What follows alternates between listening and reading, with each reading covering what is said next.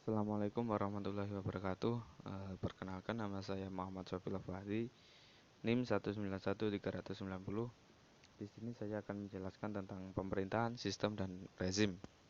Baik, langsung saja. Pengertian pemerintah.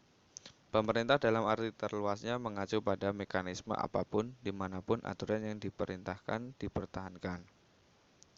Fitur sentralnya adalah kemampuan untuk membuat keputusan kolektif dan kapasitas untuk menegakkannya. Nah, ini seperti kayak fungsinya itu membuat undang-undang, membuat peraturan yang harus ditaati supaya terciptanya rasa aman, rasa sejahtera untuk bernegara. Yang kedua ada sistem politik dan rezim. Sistem politik adalah subsistem dari sistem sosial yang lebih besar. Sedangkan rezim adalah sistem pemerintahan yang bertahan meskipun ada fakta bahwa pemerintah datang dan pergi. Di sini ada klasifikasi sistem politik secara umum, yaitu ada autokrasi, tradisional, totaliter, eh, kemudian ada otoriter, oligarki, sama demokrasi. Baik, untuk otokrasi tradisional, yaitu politik yang bersifat pemerintahan, politik yang berbeda-beda dan merupakan suatu kebudayaan subjek. Kemudian ada totaliter, yaitu sistem politik ini menekankan pada konsensus total dalam masyarakat baik konflik dengan musuhnya di dalam maupun di luar negeri. Oke, yang lanjutannya yaitu ada otoriter. Sistem politik ini memiliki gaya pemerintahan yang mempunyai kedaulatan tertinggi dipegang oleh segolongan kecil elit ataupun satu orang saja. Selanjutnya ada oligarki, di mana sistem politik berlandaskan pada kekuasaan negara yang dipegang oleh beberapa orang. Biasanya ini dipegang oleh golongan elit dengan menggunakan cara apapun agar rakyat dapat mematuhi segala peraturan yang dibuat oleh pemerintah negara. Yang terakhir ada demokrasi. Nah, ini yang sering kita dengar. Demokrasi adalah sistem pemerintahan yang diselenggarakan dari rakyat, oleh rakyat, dan untuk rakyat. Seperti di negara Indonesia, negara kita ini menggunakan sistem demokrasi. Selanjutnya ada klasifikasi sistem politik, ada tipologi klasik sama tipologi tiga dunia.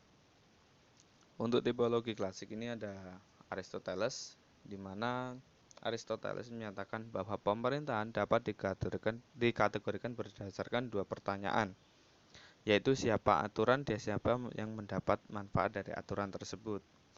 Nah, dalam pendapatnya, Aristoteles ini mengidentifikasikan bentuk pemerintahan ada 6, yaitu ada tirani, oligarki, demokrasi, monarki, aristokrasi, dan pemerintahan. Yang selanjutnya yaitu ada Thomas Hobbes dan Jean Bodin. Mereka berpendapat bahwa prinsip kedaulatan dipandang sebagai dasar bagi semua rezim politik yang stabil. Kedaulatan diambil berarti kekuatan, yang berarti kekuatan paling tinggi dan abadi.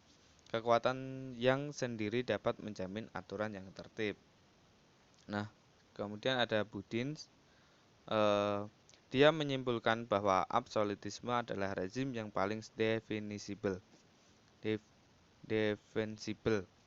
karena mendirikan berdaulat yang membuat hukum tetapi tidak terikat oleh hukum-hukum itu.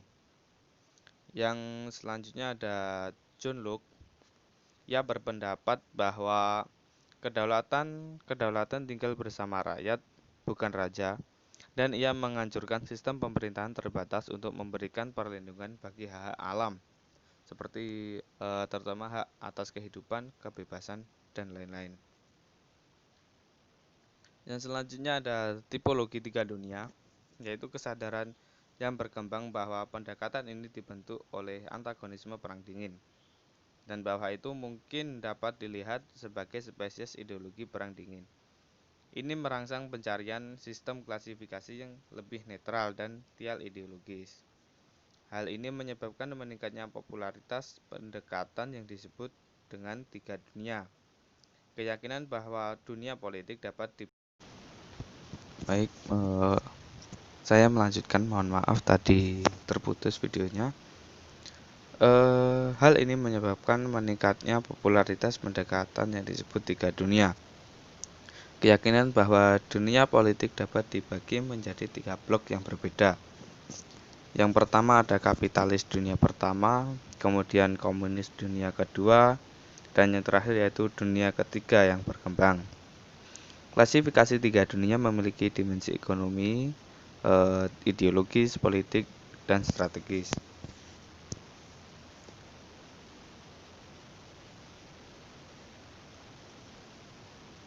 Selanjutnya yaitu ada rezim dunia modern, di mana di sini ada poliarki barat, demokrasi baru, rezim Asia Timur, Islam rezim, sama rezim militer.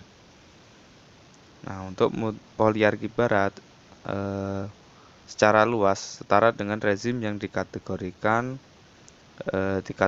sebagai demokrasi liberal atau bahkan hanya demokrasi saja. Jantung dari poliarki barat adalah Amerika Utara, Eropa Barat, sama Australia. Yang kemudian ada demokrasi baru, tidak hanya memiliki budaya politik, demokrasi baru tidak hanya tidak memiliki budaya politik, demokrasi yang berkembang, mereka juga harus menangani strain yang dihasilkan oleh kekuatan eksternal globalisasi, serta perubahan internal yang cepat. Selanjutnya ada rezim Asia Timur. Nah, rezim ini cenderung memiliki karakteristik yang sama, yaitu bertujuan pada ekonomi daripada politik. Prioritas utama mereka adalah meningkatkan pertumbuhan dan kesejahteraan daripada kebebasan individual atau kebebasan sipil. Nah, ini selanjutnya ada Islam rezim. Nah, kebangkitan Islam sebagai kekuatan politik telah memiliki efek mendalam pada politik di Afrika Utara, Timur Tengah, dan sebagian Asia. Kelompok-kelompok Islam militan telah menentang rezim yang ada, sering mengartikulasikan kepentingan seorang miskin perkotaan sejak kekecewaan pada tahun 1970-an dengan Marxisme-Leninisme. Rezim telah dibangun atau direkonstruksi di garis-garis Islam sejak rezim Islam ini didirikan sejak pada tahun 1932. Yang terakhir ada rezim militer, di mana rezim militer termasuk ke dalam kediktatoran yang paling luas. Hal utama dari rezim ini adalah pos-pos terkemuka di pemerintahan diisi berdasarkan posisi orang tersebut dalam rantai komando militer. Meskipun semua bentuk aturan militer sangat represif, klasifikasi ini mencakup sejumlah jenis rezim. Dalam beberapa rezim militer, seperti angkatan bersenjata, mengambil kendali langsung pemerintahan. Baik, terima kasih. Apabila ada salah kata, ada kurang lebihnya, saya mohon maaf yang sebesar-besarnya. Wassalamualaikum warahmatullahi wabarakatuh.